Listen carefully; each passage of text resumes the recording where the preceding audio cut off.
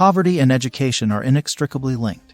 Education is free in many poor countries. School supplies, uniforms, and transportation costs are not included. These basic necessities might be prohibitively expensive for a struggling family, preventing children from attending school. Many children must quit school early in order to begin working and contribute to their family's finances.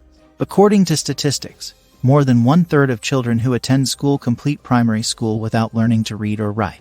This can be attributed to overcrowded classes, a scarcity of school resources, a scarcity of teachers, and frequent absences due to illness. Dropping out of school to work can trap youngsters in a cycle of low-paying occupations, as can leaving school without the fundamentals. Crucially, working long hours but earning little. Stable wage employment is the exception rather than the norm in emerging countries. The demand for work with a steady salary significantly outnumbers the supply. Due to a lack of employment opportunities, many low-income parents turn to self-employment.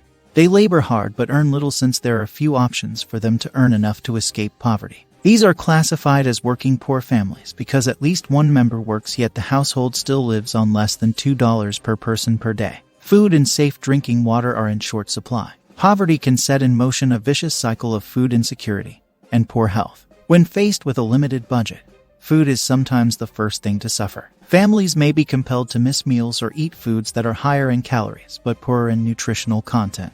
Malnutrition can result from a lack of food or from eating foods with inadequate nutrition, both of which have serious effects for children. Children who are malnourished have less energy and are less likely to attend school. They are more prone to illness and are more likely to fail academically. Without access to a better, more accessible water source, children and women may have to trek for hours to collect it, taking time away from schooling or earning an income. Unsafe water puts families at danger of waterborne sickness, which affects school and work attendance and increases the likelihood of medical bills. Heightened susceptibility to illness and disease. Poverty frequently leads people to live in homes and communities that lack adequate shelter, clean water, and sanitation. Communities can be overcrowded, which aids disease spread and makes children and families more prone to illness. More reliance. Poverty-stricken parents may have to care for more dependents, such as children, elderly family members, and extended relatives. There are complicated and surprising reasons why poor families may have large families.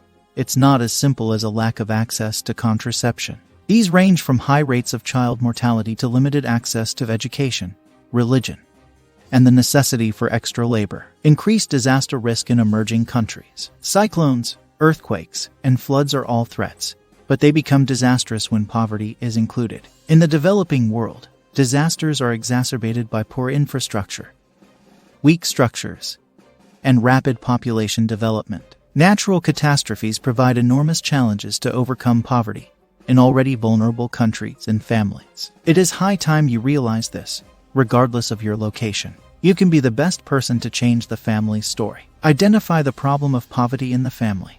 Develop ways and means to deal with it. Be consistent and you will free the family at large. Give us a like and also subscribe for more content like this.